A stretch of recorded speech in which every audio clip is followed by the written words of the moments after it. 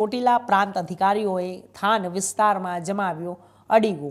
ગુજરાતમાં પ્રથમ વખત જ ખનીજ ચોરી અટકાવવા માટે મહેસૂલી ચોકી ઊભી કર્યા બાદ પ્રાંત અધિકારી ચોકીની મુલાકાતે દોડી ગયા। જામવાડી અને ભંડુલામાં ગેરકાયદેસર કાર્બોસેલ ખોદકામ કરતા મજૂરોને પ્રાંત અધિકારીઓએ વતન તરફ રવાના કરવા આવ્યા।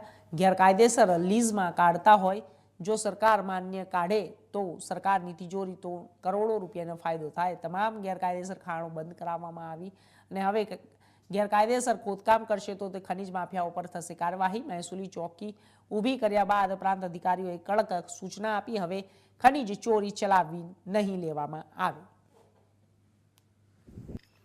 થાનગઢ તાલુકાના જામવાડી અને ભડુલા વિસ્તારમાં જે આજથી મહિના પહેલાં ખૂબ મોટા પ્રમાણની અંદર જે ગેરકાયદેસર કાર્બોસેલનું ખનન અને વહન થતું હતું તે સંપૂર્ણપણે બંધ કર્યું છે।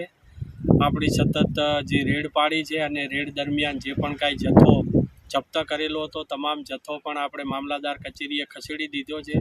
મજૂર પણ જામવાડી અને ભડુલાની અંદરથી 100% રવાના કરી દીધા છે અને અત્યારે ફરીવાર હવે આ ચાલુ ન થાય તે હેતુથી આ આપણી મહેસૂલી ચોકી ઊભી કરવામાં આવેલી છે અને આ મહેસૂલી ચોકી ખાતે હું પોતે પણ રાત્રે 12-1-2 વાગે અહીંયા આવું છું, બેસું છું।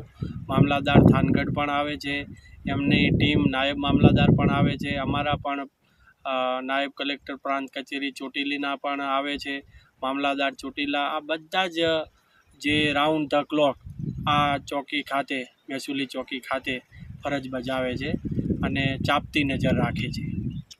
સાહેબ, આ ચોકી લગભગ મારા અંદાજ પ્રમાણે મહેસૂલી ચોકી ગુજરાતમાં ક્યાંય હજી સુધી તો નામ નથી। આ ગુજરાતમાં પ્રથમવાર મહેસૂલી ચોકી ઊભી કરી છે એટલા માટે કે જે જમીન છે એ જમીન ટોટલી મહેસૂલ ખાતા હસ્તક છે।